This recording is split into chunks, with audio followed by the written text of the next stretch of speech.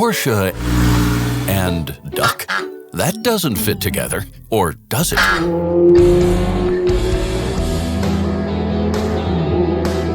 We're in the year 1972. Back then, the 911 was supposed to get even faster and homologated for motorsport. The problem was that the aerodynamics did not live up to what the chassis and engine promised. The developers had to pull something out of the hat.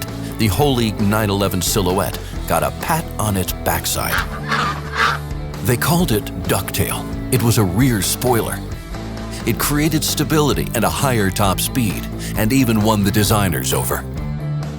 The Porsche with the ducktail was born, the 911 Carrera RS 2.7, Germany's fastest production vehicle at the time, and an extremely coveted collector's item today.